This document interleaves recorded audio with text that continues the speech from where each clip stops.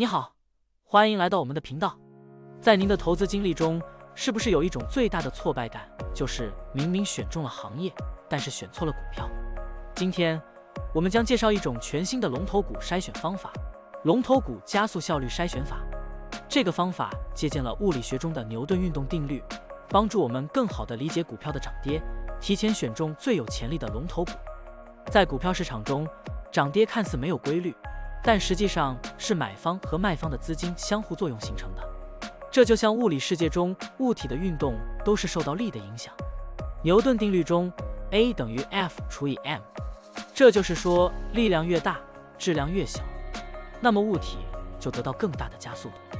我们寻找龙头股，就是要在同行业的股票中挑出来那个最活跃的股票。这种方法直接通过交易数据来进行筛选，要比分析基本面、财报等等更省力更准确，因为交易本身就反映了聪明钱的动向。买方的力量更大，股票就上涨；卖方的力量更大，股票就下跌。当我们将资金理解为力量时，一定时间内的涨幅就是资金力量推动股票运动的距离，这样我们就可以求出股票运动的速度。接下来用这个速度除以交易量和总发行股份的比值，得到加速效率。加速效率越高的股票越容易上涨，更有可能成为龙头股。首先是收集数据，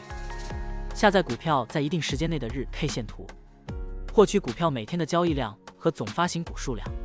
计算高点和低点之间的变动幅度，再除以间隔时间，就可以得到股票的每天的增长情况。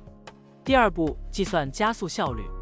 加速效率等于上涨速度除以交易量除以总发行股份。最后一步，筛选龙头股，对比同一个行业中不同股票的加速效率。加速效率越高的股票更容易上涨，更有可能成为龙头股。让我们以比特币矿股 Marathon、Mara 股票为例，我们按照90天的窗口分别找出高点和低点，这样计算以后就可以看到每一段的上涨速度，分别是 0.13、0.05、0.03 和 0.06。这里可以看到一个很重要的趋势，从底部上升的时候，上涨速度就大一些，当速度很小的时候，说明在顶部将要有大的回调。现在再来看加速效率，可以理解为物理上的弹性系数，数值越大，就说明这个股票越容易被推动上涨。这4次上涨段分别是 0.16、0.14、0.15 和 0.18， 数值比较接近，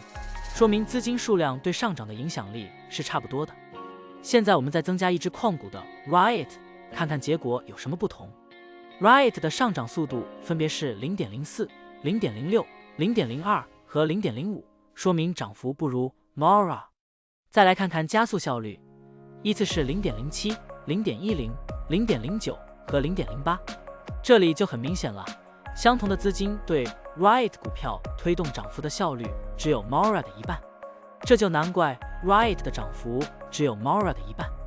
让我们来总结一下，通过分析一只股票上涨速度的数值，我们可以初步判断增长的不同阶段是在前期、中期还是后期，